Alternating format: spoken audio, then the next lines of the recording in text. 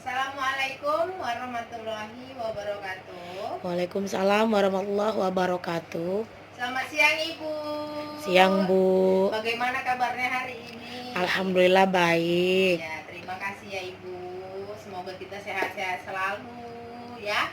Nah, terima kasih yang sudah hadir hari ini, yang meluangkan waktunya. Adapun pertemuan kita kali ini, kita akan membahas masalah lanjut usia atau lansia. Nah, sebelum masuk ke materi, ada yang masih ingat nggak pembelajaran kita di minggu lalu? Ada?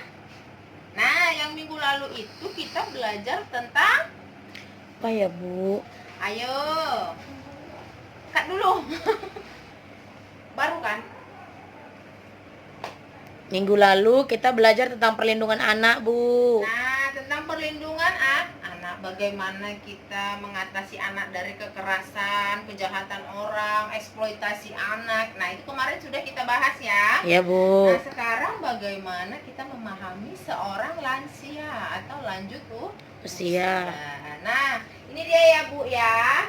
Di sini Ibu perhatikan, di sini ada lanjut usia. Nah, menurut Organisasi Kesehatan Dunia atau WHO, batasan terhadap lanjut usia dalam 4 golongan, yaitu usia pertengahan 45 sampai 59 tahun.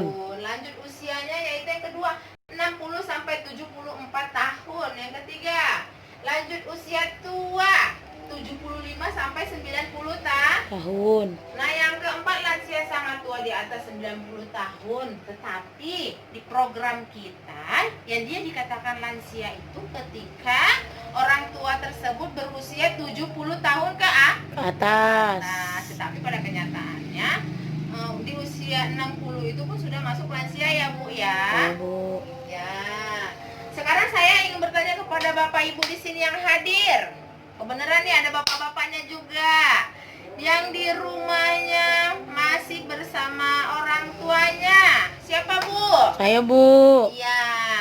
Berapa usia orang tuanya Bu? 72 tahun. 72 tahun. Berarti sudah bisa dikategorikan Lansia. Masuk ke dalam komponen kita Bu? Masuk Bu. Ada di kakak Ibu? Ada Bu. Ada, alhamdulillah. Bagaimana Bu kondisi lansia yang ada di rumah Ibu? Kondisi mama saya itu Bu, ya sudah mulai sedikit pikun, lupa Bu. Pendengarannya juga sudah mulai berkurang. Ya. Terus makan Bu banyak nggak seleranya, namanya orang tua Bu. Ya. Udah gitu Bu ya, lebih sering nyinyir lah Bu kalau bahasa kitanya Bu. Iya ya. Nah, bagaimana Ibu menyikapinya ketika ibunya Ibu tadi nyinyir? Ya nggak mungkin juga kita marahkan Bu, karena lansia itu kan katanya cerminan kita Bu. Jadi kalau orang tua dulu bilang Bu, kalau sekarang kita marah-marah sama orang tua, nanti apapun digitukan Bu. Jadi ya namanya sudah tua itu ya kembali sifatnya seperti anak-anak Bu. Ya, berarti kita sebagai anaknya harus lebih pengertian ya Bu ya. Iya Bu. Ya. Ibu perhatikan tidak susunya Bu, bagaimana Bu? Kalau mama saya nggak suka minum susu Bu. Jadi sukanya apa? Suka minum teh. Teh. Terus vitaminnya gimana Bu? Ya vitamin sering saya bawa ke puskesmas lah Bu, kan ada BPJS-nya gratis. Ya, terima kasih ya Ibu. Ya, Bu. Nah, jadi itu tadi pemaparan dari Ibu Sri. Saya rasa Ibu Sri ini sudah cukup berpengalaman dalam mengurus orang tuanya ya Ibu Sri ya. Iya Bu. Biar masuk surga. Amin. Lebih memperhatikan orang tuanya, karena benar yang kata Ibu Sri bilang, lansia itu cerminan kita di akan datang. Ya, kita juga nanti akan tua, akan seperti itu juga. Nah, selanjutnya Bu, kenapa kita harus peduli kepada lansia? Nah, selain terlebih dari masalah kepemerintahan, dari pribadi kita sendiri, kenapa kita harus peduli Bu? Ya itu kan orang tua kita Bu. Iya, karena itu orang tua kita, betul. Nah, di sini saya bisa ambil lansia adalah orang tua yang membesarkan dan mendidik dengan kasih sayang kita, ya. Jadi seperti ada halnya bagaimana si orang tua, si lansia tadi mengurus kita di waktu bayi, sekarang lansianya yang kita urus seperti bayi. Makannya diingatkan, minumnya diingatkan, ya kan Bu? Ya, Bu. Cek kesehatan, semuanya harus kita ingatkan. Nah, terus sebagian lansia kurang mendapatkan perhatian dari keluarga. Nah, ini Bu, kurangnya kesadaran kita sebagai anak memperhatikan orang tua kita yang sudah lanjut usia. Jadi hal-hal seperti ini itu harusnya kita kurangi ya Bu ya. Kita harus bisa menjaga orang tua kita, memberikan kasih sayang ya. Contoh kecilnya itu seperti kalau pagi tanya Bu mau sarapan apa, minum apa ya. Kalau bisa setiap hari Minggu, biasanya di puskesmas atau di balai desa itu ada kayak senam lansia. Ada Bu. Kan Bu ya. Ya. Kalau lansianya sudah tidak bisa berjalan ya tidak usah. Jangan dipaksakan. Terus ini dia, lansia adalah potret kita di masa yang akan datang. Nah, seperti itulah kita nanti Bu ya. Yang tadinya kita masih terlihat muda, segar, ya kan? Nanti kita juga akan seperti itu, tua, keriput, ya kan Bu? Sudah tidak bisa melakukan hal-hal yang berat lagi, aktivitasnya juga kurang, ingatannya berkurang, ya kan Bu? Ya Bu. Nah, terus yang terakhir, panti lansia atau panti jompo itu terbatas Bu.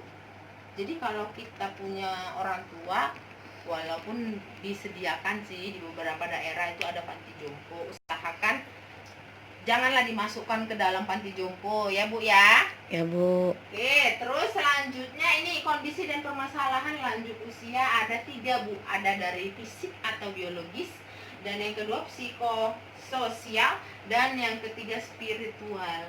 Secara umum fisik atau biologisnya itu perubahan fungsi organ tubuh yang seperti saya sebutkan tadi, yang tadinya masih muda menjadi tua.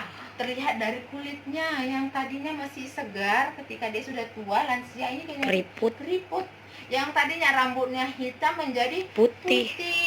Nah, seperti itu. Yang tadinya badannya kekar menjadi kisut. Nah, itulah lansia. Yang tadi adanya gigi, ketika dia sudah tua, giginya ompong, ya kan Bu? Ya Bu. Nah, itulah dianya Bu.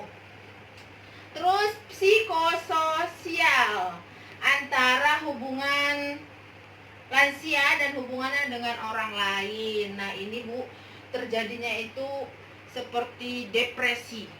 Nah, orang tua kita yang sudah lanjut usia itu dia ketika dia mendengar cerita anaknya yang tidak enak, dia tuh lebih mudah depresi. Jadi selalu kepikiran, tidak bisa tidur. Ya kan Bu? Ya, Kenapa? Bu. Karena orang tua itu kalau dia sudah tua, perasaannya itu lebih sensitif. Dia lebih gampang tersinggung, lebih gampang cemas ya Bu ya. Ya. Nah, yang ketiga itu spiritual atau rohani. Nah, di sini tidak jarang juga Bu, yang lansia itu dia kurang untuk beribadah. Makanya kita harus mengingatkan bagaimana bersyukur, ingat akan Tuhan ya Bu ya. Nah, terus tidak tabah dan menerima kondisi penuaan yang kenapa Bu? Dia juga merasa kaget.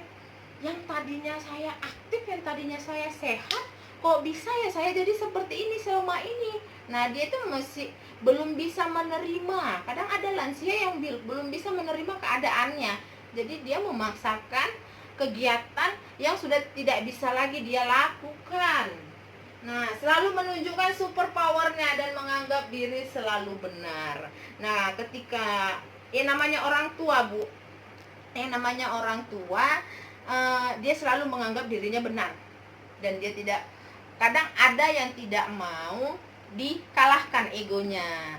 Jadi bagaimana kita menyikapinya? Nah, buat hatinya senang dan berikan arahan-arahan bagaimana pendekatan ibu dengan orang tua ibu untuk menegur orang tua ibu bahwasanya yang dia lakukan tadi itu salah. Tetapi jangan seperti menggurui. ya Bu ya. Karena apa? Dia selalu berpikir orang tua itu lebih banyak memakan asam garamnya daripada kita. Paham Bu? Paham Bu. Sudah bisa nanti memahami orang tuanya? Sudah Bu. Ya. Nah, satu lagi Ibu, jangan lupa selalu periksakan kesehatan orang tua Ibu di puskesmas terdekat ya Bu.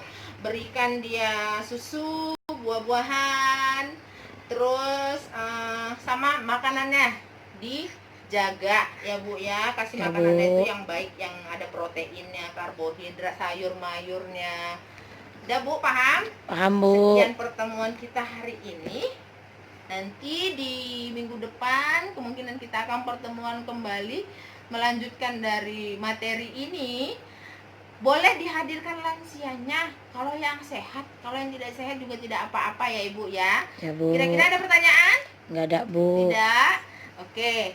Wabillahi taufiq wal hidayah. Assalamualaikum warahmatullahi wabarakatuh. Waalaikumsalam warahmatullahi wabarakatuh.